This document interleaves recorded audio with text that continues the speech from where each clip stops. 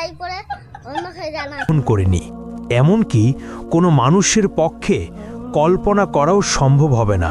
সোজা কথায়, জান্নাতের তুলনা কেবল জান্নাত, দুনিয়ার কোনো কিছুর সাথে তার তুলনা হয় না। এই ভিডিওতে আমরা কোরআনের আলোকে সেই জান্নাতের বর্ণনা শুনব, যার দৃশ্যগুলো শক্তিশালী এআই দ্বারা তৈরি, যা কেবল বোঝার সুবিধার্থে প্রতীকী রূপে ব্যবহার করা হবে। ভয়াবহ হাসরের ময়দানে যখন মানুষের জীবনের প্রতিটি কর্মের হিসাব নেওয়া হবে, তখন কারো ভাগ্যে জান্নাত নির্ধারিত হবে, আবার কারো ভাগ্যে জাহান্নাম।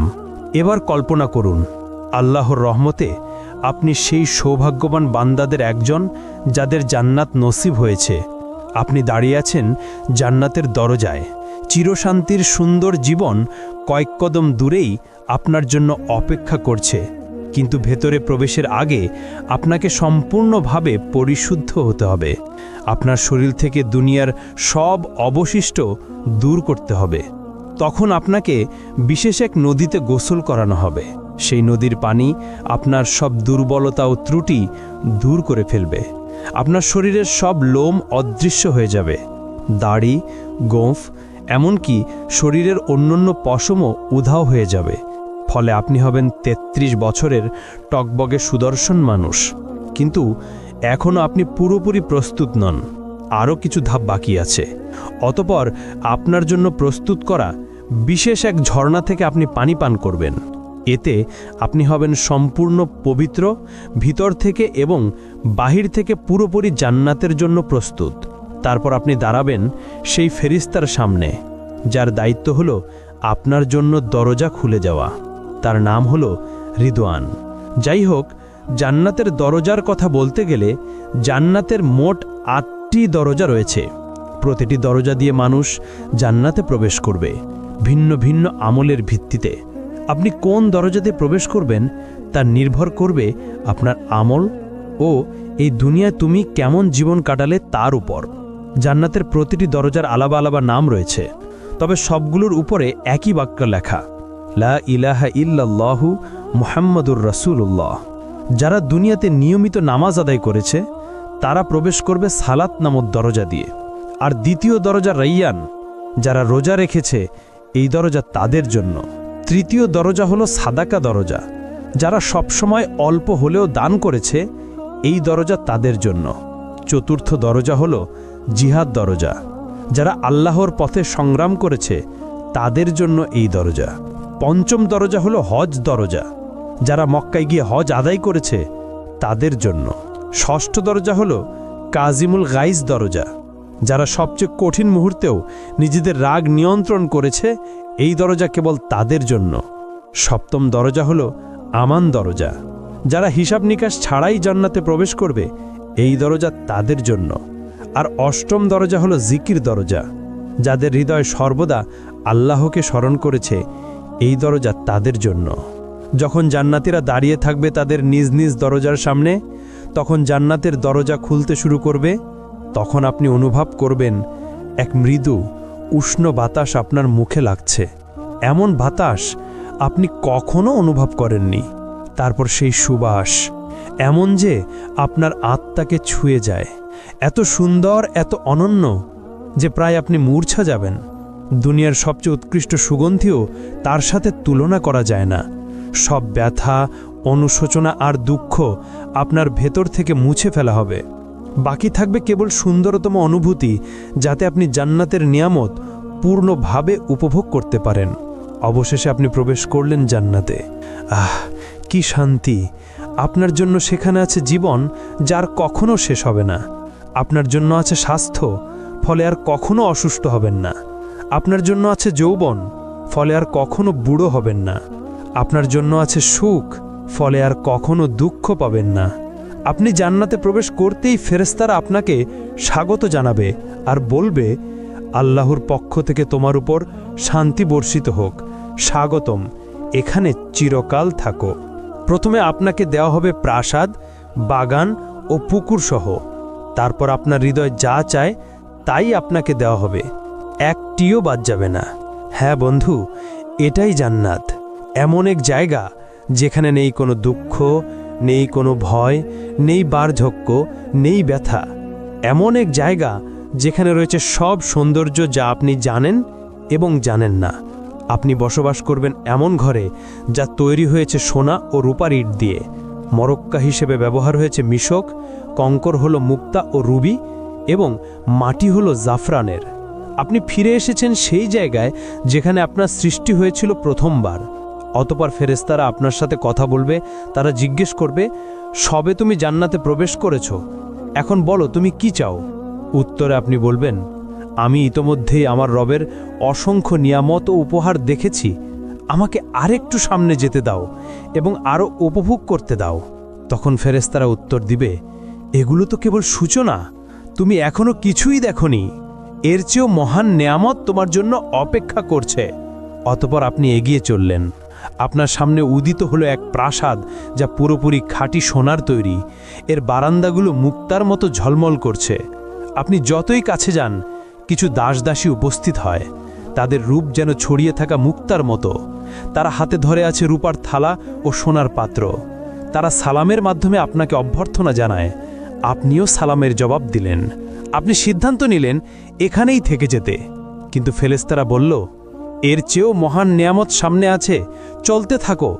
ফলে অবাক হয়ে আপনি আবার হাঁটতে লাগলেন।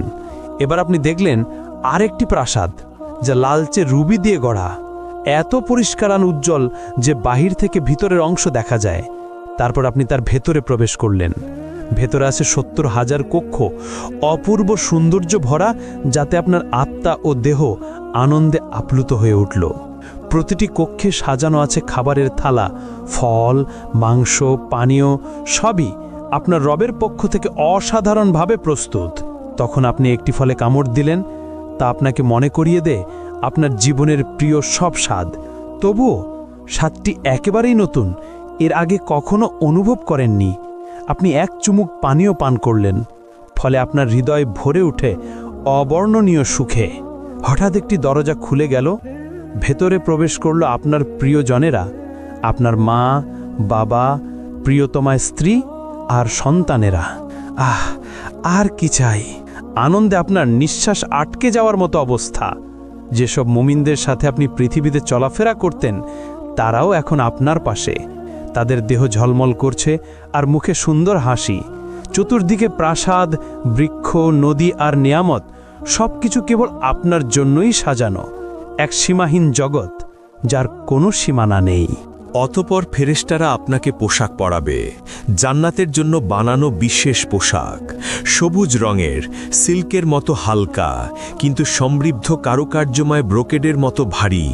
সেই পোশাকে আছে ৭০টি স্তর, প্রতিটি স্তর ভিন্ন রঙে সজ্জিত। পুরো পরিবেশ যেন এক উৎসব, যা শুধু আপনাকে স্বাগত জানানোর জন্য। শান্ত, প্রশান্ত, অসংখ্য দাসদাসী পাশে প্রস্তুত, যে কোনো মুহূর্তে সেবা দেওয়ার জন্য। আপনি বিস্ময়ে ভাবলেন, এখন আমি কি করব, কোথায় যাব? তখন এক আয়োজন শুরু হলো। একটি মেষ আনা হলো এমন এক জায়গায় যা জান্নাতবাসী ও জাহান্নামবাসী উভয়ই দেখতে পায়। কিন্তু এই মেষ সাধারণ প্রাণী নয়, এর নাম মৃত্যু। এরপর যা ঘটে তা আপনার হৃদয়কে চিরস্থায়ী শান্তির আরও কাছাকাছি নিয়ে যায়। একটি ঘোষণা শোনা যায়, হে জান্নাতবাসীগণ, তোমরা জানো এটি কে? তখন জান্নাতবাসীরা মাথা তোলে এবং বলে, হ্যাঁ, এটি মৃত্যু। অতঃপর আবার ঘোষণা হয়, হে জাহান্নামবাসীগণ, তোমরা জানো এটি কে? তখন জাহান্নামবাসীরাও মাথা তোলে এবং বলে, হ্যাঁ, এটি মৃত্যু। এরপর একজন ফেরেশতা সেই মেষকে কোরবানি করল, ফলে মৃত্যুর মৃত্যু হলো এবং ঘোষণা দেওয়া হলো, হে জান্নাতবাসীগণ, তোমরা এখনো চিরকাল বাঁচবে, তোমাদের আর মৃত্যু নেই। হে জাহান্নামবাসীগণ, তোমরাও চিরকাল থাকবে, তোমাদের জন্যও আর মৃত্যু নেই। হ্যাঁ বন্ধু, এখন আর মৃত্যু নেই, আপনি আর কখনো অসুস্থ হবেন না, আপনি চিরকাল বাঁচবেন, আপনার আর মৃত্যু নেই। জান্নাতবাসীদের জন্য এটাই হলো চিরন্তন আনন্দ, শান্তি ও নিয়ামতের সময়। যদি আপনি এই জীবনে বিবাহিত হন এবং উভয়ই জান্নাতে প্রবেশ করেন, তাহলে আপনাদের বন্ধন আবার ফিরিয়ে দেওয়া হবে, কিন্তু এবার আর কখনো আলাদা হতে হবে না। যেই স্বামী বা স্ত্রী জান্নাতে উচ্চ মর্যাদা পাবে, অন্যজনকেও সেই স্তরে তুলে দেওয়া হবে। সেখানে থাকবে না কোনো ঝগড়া, না হৃদয় ভাঙা, না বিশ্বাসঘাতকতা। থাকবে শুধু খাঁটি ভালোবাসা, যা প্রতি মুহূর্তে আরও গভীর হবে। স্ত্রী ও স্বামী সময়ের সাথে আরও সুন্দর হয়ে উঠবে। একজন বাইরে থেকে ফিরে এলে অন্যজন তাকে দেখবে আগের চেয়েও সুন্দর রূপে, এবং উভয়ই একই কথা বলবে, তুমি আগের চেয়ে আরও সুন্দর লাগছো। নারীরা এতটাই সুন্দর হবে যে তারা দুনিয়ার সবচেয়ে অপূর্ব নারীদেরও ছাড়িয়ে যাবে তাদের স্বামীদের জন্য। কিন্তু যদি আপনি বিবাহিত না হন বা স্বামীর সাথে কখনো শান্তি না পান, তাহলে আল্লাহ আপনাকে দিবেন তার থেকেও উত্তম সঙ্গী, যিনি শুধু আপনার জন্য সৃষ্ট, এতটাই সুন্দর যা আপনি কখনো কল্পনাও করেননি। আপনি যখন তার চোখের দিকে তাকাবেন, আপনার হৃদয় মনে করবে এই মুহূর্তের জন্যেই সে সৃষ্ট। আপনি তার হাত ধরবেন এবং একসাথে হাঁটবেন চিরন্তন জীবনে স্বামী স্ত্রী হয়ে। জান্নাতে মানুষ উঠতে পারবে, অসীম উপত্যকা, বৃক্ষ ও পাহাড়ে হেঁটে বেড়াতে পারবে, অথবা মুহূর্তেই এক জায়গা থেকে আরেক জায়গায় টেলিপোর্ট করতে পারবে। মানুষ জান্নাতে চিন্তার গতিতে চলাফেরা করবে, যেমনটা বর্তমানে আত্মা করে। কারণ আত্মা যখন দেহের কারাগার থেকে মুক্ত হয়, সে তখন স্বাধীনভাবে চলে বেড়ায়, স্বপ্নের মতো। আপনি দুনিয়াতে চোখ বন্ধ করলে হয়তো লন্ডন দেখেন, পরের মুহূর্তেই টোকিও বা ইস্তানবুলে পৌঁছে যান, কিন্তু জান্নাতে এই স্বপ্নের মতো অভিজ্ঞতাই হবে বাস্তব। হ্যাঁ, জান্নাতবাসীরা পাখির মতো উড়বে। তারা বাগান, পাহাড় ও প্রাসাদ ভ্রমণ করবে, যা কোনো চোখ আগে দেখেনি। তারা বন্ধুদের সাথে মিলিত হবে, খাবে, দাবে, গভীর আলাপচারিতা উপভোগ করবে, যা দুনিয়ার আনন্দদায়ক আলাপের চেয়েও উত্তম হবে। তারা ভোজ আয়োজন করবে, নবীদের সাথে বসবে, সরাসরি সাহাবীদের কাছ থেকে তাদের কাহিনী শুনবে, আউলিয়ার সাথে সাক্ষাৎ করবে এবং উষ্ণ আনন্দঘন কথোপকথনে অংশ নেবে, যা দেবে অফুরন্ত আনন্দ। আর দুনিয়ার সবচেয়ে বড় সমস্যা একাকিত্ব চিরতরে শেষ হয়ে যাবে। সেখানে আর কেউ একা বোধ করবে না। দুনিয়ার অচেনা মানুষ, গরিব, অসুস্থ, বন্দী, সমাজের তাড়ানো মানুষরা সেদিন তারও ফিরে তাকাবে সব কষ্টের দিকে এবং বলবে, এই কষ্ট তো কিছুই ছিল না। আমার রব আমাকে এমন সৌন্দর্য, বন্ধু আর নেয়ামত দিয়েছেন নিজের সান্নিধ্য থেকে। যদি আমি এর চেয়েও ভয়াবহ কষ্ট ভুগতাম, তবুও আমি সন্তুষ্ট থাকতাম। জান্নাতবাসীরা জান্নাতে কি খাবে এবং কি পান করবে? যখন মানুষরা প্রথম জান্নাতে প্রবেশ করবে, তখন তাদের প্রথম খাবার হবে এক তিমির কলিজা। হাদিসের ভাষ্যমতে এটি সেই তিমির কলিজা যেই তিমি দুনিয়াতে হজরত ইউনুস আলাইহিস সালামকে গিলে নিয়েছিল। আসলে জান্নাতে কোনো খাবারের প্রয়োজন হবে না। সেখানে খাওয়া দাওয়া হবে কেবল আনন্দের জন্য। বিশেষ করে পাখির মাংস এবং ফলমূলের মধ্যে ডালিম, আঙুর, চেরি, কলা এবং খেজুর থাকবে। আর পানীয় হিসেবে থাকবে সোনার পেয়ালায় দুধ, মধু, বিশুদ্ধ পানি, কাফুর ও তাসনিম। জান্নাতবাসীরা এই নিয়ামতগুলো চিরকাল ভোগ করবে, কিন্তু কখনো ক্ষুধা বা তৃষ্ণা অনুভব করবে না। জান্নাতের মূলত 7টি স্তর রয়েছে। ইবনে আব্বাস রাদিয়াল্লাহু আনহু থেকে বর্ণিত একটি রেওয়ায়েতে আমরা এটাই জানতে পারি। প্রথম স্তর জান্নাতুল ফিরদাউস। এটি জান্নাতের সর্বোচ্চ স্তর। এটি জান্নাতের কেন্দ্রস্থলে অবস্থিত এবং সবচেয়ে মূল্যবান অংশ। এটি সরাসরি আল্লাহ আরশের নিচে। হাদিসের ভাষ্যমতে জান্নাতুল ফিরদাউসে 4টি বিভাগ রয়েছে।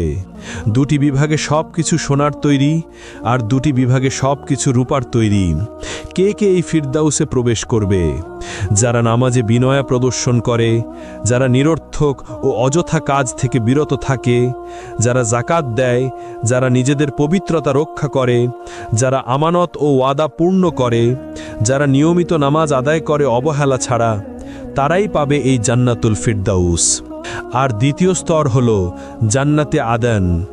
এটি নবী রাসূল, সত্যবাদী, শহীদ ও সৎ মুমিনদের জন্য। এখানে থাকবে কল্পনার অতীত সৌন্দর্য। এর ভেতরে সোনার নদী প্রবাহিত হবে, ফেরেশতারা মুমিনদের অভিনন্দন জানাবে এবং ধৈর্যের জন্য জান্নাতের সুসংবাদ দেবে। তৃতীয় স্তর হল জান্নাতুন নাঈম। এটি নেয়ামত ও শান্তিতে পূর্ণ এক জান্নাত। যা মুমিন চাইবে সব কিছু সেখানে থাকবে। তারা আল্লাহর অনুগ্রহে চিরস্থায়ী আনন্দে বসবাস করবে। আর চতুর্থ স্তর হল দারুল খুলুদ, বিশ্বাসীদের জন্য চিরন্তন সুখের আবাস। এখানে কোনো ভয় বা দুঃখ থাকবে না। অসংখ্য নেয়ামতে পরিপূর্ণ হবে এর অধিবাসীরা। পঞ্চম স্তর হল জান্নাতুল মাওয়া, বিশেষভাবে শহীদদের জন্য প্রস্তুতকৃত জান্নাত এটি। তারা সেখানে আল্লাহর অফুরন্ত নেয়ামত উপভোগ করবে এবং চিরন্তন সুখে থাকবে। আর ষষ্ঠ স্তর হল দারুস সালাম, বিশ্বাসীদের জন্য চিরন্তন শান্তি ও নিরাপত্তার জান্নাত, যেখানে থাকবে না কোনো ভয়, দুঃখ কিংবা কোনো মন্দ কিছু। সপ্তম স্তর হল ইল্লিয়ুন, উচ্চ ও মহান স্থান, যেখানে আল্লাহর নিকটবর্তী ফেরেশতারা এবং সৎ মুমিনরা অবস্থান করবে। তাদের মুখমণ্ডল থেকে নির্গত আলো সমস্ত জান্নাতকে আলোকিত করে তুলবে। এমনকি জান্নাতের সেই স্তরও আলোকিত হবে যা সবচেয়ে দুর্বল মুসলিমকে দেওয়া হবে, তা হবে 10টি বিশ্বের সমান বিশাল। আর যখন জান্নাতীরা জান্নাতের উঁচু স্তরে থাকা প্রাসাদগুলোর দিকে তাকাবে, তাদের দূরত্ব এতটাই বিশাল হবে যে তারা সেগুলোকে তারার মতো দেখবে, যেমন আমরা এই দুনিয়ার আকাশে দূর থেকে তারাগুলো দেখি। তারা ধীরে ধীরে অভ্যস্ত হয়ে যাবে জান্নাতের জীবনের সাথে। চারপাশে থাকবে অমর যুবক খিদমতগাররা, যারা সবসময় তাদের সেবায় প্রস্তুত। তাদের আনন্দ দেওয়ার জন্য এবং সেবা করার জন্য আল্লাহ হুরগণকে সৃষ্টি করেছেন। তারা এতটাই পবিত্র যে কোনো মানুষ বা জিন তাদের স্পর্শ করেনি আগে। তারা এতটাই বিশেষ যে যদি তাদের মধ্যে একজনও এই দুনিয়ার কোনো সাগরে থুথু ফেলত, তাহলে দুনিয়ার সব সমুদ্র ও সাগর তাৎক্ষণিকভাবে নোনতা থেকে মিষ্টি পানিতে রূপান্তরিত হতো। জান্নাতে কেউ কখনো কোনো কিছুতে অসন্তুষ্ট হবে না এবং সেখানে হিংসা থাকবে না। জান্নাতের প্রাকৃতিক সৌন্দর্য এই দুনিয়ার যে কোনো কিছুর চেয়েও বহুগুণ শ্রেষ্ঠ। সেখানে অসংখ্য গাছ থাকবে, কিন্তু একটি গাছ বিশেষভাবে আলাদা, তা হলো তুবা গাছ। এর আকার বর্ণনাতীত। যদি একজন অশ্বারোহী দ্রুতগতিতে দৌড়াতো, তবু এর কাণ্ড অতিক্রম করতে 100 বছর লেগে যেত। তুবা গাছ এতটাই বিশাল যে এর শাখা প্রশাখা জান্নাতের সব স্তরে পৌঁছায়, প্রতিটি ঘর পর্যন্ত ছড়িয়ে পড়ে, যাতে সবাই এর অনন্ত নেয়ামত ভোগ করতে পারে। জান্নাতের আরেকটি বিস্ময়কর বিষয় হলো কাউসার নদী। এটি আমাদের প্রিয় নবীকে বিশেষ উপহার হিসেবে দেয়া হয়েছে। এর পানি দুধের চেয়ে সাদা, মধুর চেয়ে মিষ্টি। এটি প্রবাহিত হয় আল্লাহর আরশের নিচ থেকে সিদরাতুল মুনতাহা হয়ে, তারপর জান্নাতুল ফিরদাউসের ভেতর দিয়ে অবশেষে জান্নাতের প্রতিটি স্তরে পৌঁছে যায়। এই নদীর ঘ্রাণ ও স্বাদ আমাদের আজকের কল্পনারও অতীত। কাউসার নদী ছাড়াও জান্নাতে থাকবে বিশুদ্ধ পানির নদী, যা কখনো নষ্ট হবে না। দুধের নদী, যার স্বাদ কখনো পরিবর্তিত হবে না। মদের নদী, যা পানকারীদের আনন্দ দেবে কিন্তু কোনো নেশা সৃষ্টি করবে না। এবং খাঁটি মধুর নদী। জান্নাতে এক কোমল বাতাস বইবে যখনই আমরা চাইব। যখন তা গাছের পাতার ভেতর দিয়ে বয়ে যাবে, সেই শব্দ হবে এত সুন্দর যে এই দুনিয়ার কোনো কিছুর সাথে তার তুলনা করা যাবে না। আরেক বিশেষ আনন্দ হবে সাপ্তাহিক বাজারে যাওয়া। সেখানে উত্তর দিক থেকে বাতাস বইবে আমাদের মুখমণ্ডল ও পোশাকে। এতে আমাদের সৌন্দর্য ও রূপ আরও বেড়ে যাবে এবং প্রতিবারই আমরা হব আগের চেয়ে অনেক বেশি সুন্দর ও আকর্ষণীয়। জান্নাতের সবচেয়ে সুন্দর দিকগুলোর একটি হলো আমরা দুনিয়ার জীবনকে স্মরণ করব এবং আমাদের প্রিয়জনদের সাথে সময় কাটাবো যারা জান্নাতের উপযুক্ত হয়েছে। আমরা একসাথে বসবো, আলাপ করব, একে অপরের জন্য যে দুনিয়ার অভাব বোধ ছিল তা মিটিয়ে নেব। কিন্তু এত সব বিস্ময়ের পরও এগুলো জান্নাতের কেবল অল্প অংশ। আসলেই কত চমৎকার শোনায় আর হৃদয়ে কত সুন্দর অনুভূত হয়। তবে এখন আসি সেই সর্বোত্তম বিষয়টিতে যা জান্নাতকে সত্যি জান্নাত বানায়। এ পর্যন্ত যা বলা হলো, না প্রাসাদ, না নদী, না অফুরন্ত নেয়ামত, কোনোটিই এর সাথে তুলনীয় নয়। সবচেয়ে বড় উপহার হলো আল্লাহর মুখমণ্ডল দর্শন। জান্নাতে সেই দিনে, যা দুনিয়ার শুক্রবারের সমতুল্য, আল্লাহ জান্নাতবাসীদের নিজের উপস্থিতিতে স্বাগত জানাবেন। প্রিয় বন্ধু, জান্নাত সহজ কোনো পুরস্কার নয়। এটি প্রতিশ্রুত কেবল তাদের জন্য যারা আল্লাহ দিকে ফিরে আসে, হারাম থেকে বেঁচে থাকে, ইবাদতে অটল থাকে এবং সুন্দর চরিত্র নিয়ে জীবনযাপন করে। তাই আসুন আমরা মুমিনরা শক্তিশালী হই এবং আমরা একে অন্যের জন্য দোয়া করি। আসুন আমরা সবাই নিজেদের জন্য এবং সব মুসলমানের জন্য দোয়া করি। আল্লাহ আমাদের ক্ষমা করুন, আমাদের প্রিয়জনদের সাথে জান্নাতে মিলিয়ে দিন, আর আমাদের সবাইকে সর্বোচ্চ স্থান আল ফিরদাউস দান করুন।